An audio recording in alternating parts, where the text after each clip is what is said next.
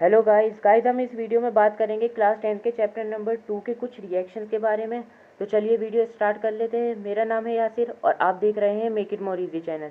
तो चलिए video start कर लेते हैं। हमने पिछली वीडियो में पढ़ा था कि एसिड क्या होते हैं, बेस क्या होते हैं, strong acid, strong base, weak acid, weak base, और हमने इंडिकेटर्स की भी बात की थी। अब हम बात करेंगे रिएक्शंस की। जो पहले रिएक्शन है वो है एसिड और मेटल का। जब एसिड और मेटल रिएक्ट करेंगे तो सॉल्ट और हाइड्रोजन गैस रिलीज होगी। इसमें हम एक एग्जांपल ले लेते हैं। जब HCl और कॉपर का रिएक्शन होगा तो कॉपर क्लोराइड और हाइड्रोजन गैस रिलीज होगी। अब हम दूसरी रिएक्शन के बारे में बात कर लेते हैं जो है बेस से रिलेटेड। जब बेस और मेटल का रिएक्शन होगा तो भी सॉल्ट और हाइड्रोजन गैस ही रिलीज होगी।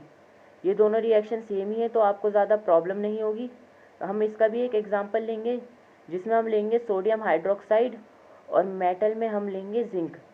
जब सोडियम हाइड्रोक्साइड और जिंक का रिएक्शन होगा तो सोडियम जिंकेट बनेगा और हाइड्रोजन गैस भी रिलीज होगी। आपको ये रिएक्शन समझ में आ गई होंगी। तो चलिए हम बात कर लेते हैं थर्ड रिएक्शन की जो रिलेटेड है मेटल कार्बोनेट या मेटल बाइकार्बोनेट से। इस रिएक्शन में आपको पता चलेगा जब मेटल कार्बोनेट या मेटल बाइकार्बोनेट एसिड के साथ रिएक्ट करते हैं तो क्या होता है। जब मेटल कार्बोनेट या मेटल बाइकार्बोनेट एसिड के साथ रिएक्ट करते हैं तो सॉल्ट बनता है, कार्बन डाइऑक्साइड गैस रिलीज होती है और वाटर भी रिलीज होता है। तो अब हम इसका एक एग्जांपल लेंगे। 1 मिनट में ये इक्वेशन पूरी कर लूँ। इसके एग्जांपल में हम मेटल कार्बोनेट की जगह लेंगे सोडियम कार्बोनेट और हम एसिड की जगह मैं वहाँ एसिड लिखना भूल गया, 1 मिनट। एसिड की जगह हम लेंगे HCl। जब इन दोनों का रिएक्शन होगा तो NaCl बनेगा, कार्बन डाइऑक्साइड गैस रिलीज होगी और वाटर रिलीज होगा। तो आपको ये तीनों रिएक्शन समझ में आ गई होंगी। अब हम बात कर लेते हैं फोर्थ रिएक्शन की। 1 मिनट, फोर्थ रिएक्शन की बात कर लेते हैं। फोर्थ रिएक्शन का नाम है न्यूट्रलाइजेशन रिएक्शन। अब इस रिएक्शन में एसिड और बेस का रिएक्शन होता है। बेसिकली ये है एसिड और बेस का रिएक्शन, लेकिन इसमें एक कन्फ्यूजन आ जाती है। हम सोचते हैं ये सिर्फ एसिड और बेस का रिएक्शन है, लेकिन अब सवाल आता है कि कौन सा एसिड, स्ट्रॉन्ग एसिड या वीक एसिड, या स्ट्रॉन्ग बेस या वीक बेस।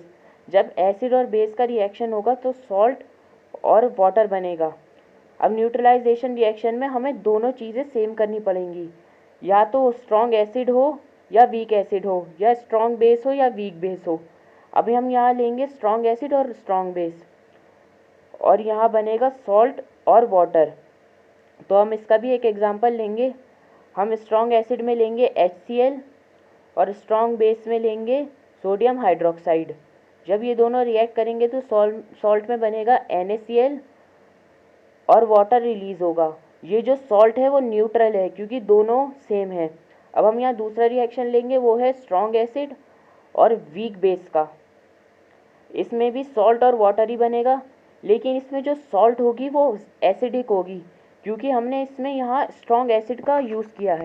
आप इसमें कंफ्यूज मत होइए, क्योंकि अगर हम स्ट्रॉन्ग एसिड लेंगे और वीक बेस लेंगे तो स्ट्रॉन्ग एसिड होने की वजह से वो सॉल्ट एसिडिक होगा। तो इसी वजह से आपको यही बताना चाहता था कि अगर आप न्यूट्रलाइजेशन रिएक्शन करेंगे तो स्ट्रॉन्ग एसिड ही लेंगे और स्ट्रॉन्ग बेस ही लेंगे। अब हम यहाँ एक एग्जांपल ले लेते हैं। अब हम बात कर लेते हैं इसके अगले रिएक्शन के बारे में जो है वीक एसिड और स्ट्रॉन्ग बेस के बारे में। जब इन दोनों का रिएक्शन होगा तो सॉल्ट बनेगा और हाइड्रोजन गैस रिलीज होगी, लेकिन यहाँ जो सॉल्ट बनेगा वो होगा बेसिक क्योंकि हमने यहाँ यूज़ करा है वीक एसिड और स्ट्रॉन्ग बेस का। इन दोनों का रिएक्शन होगा तो भी सॉल्ट और हाइड्रोजन गैस रिलीज होगी। यहाँ अब हम एक एग्जांपल ले लेते हैं। वीक एसिड में हम लेंगे कार्बोनिक एसिड और स्ट्रॉन्ग बेस में लेंगे हम NaOH।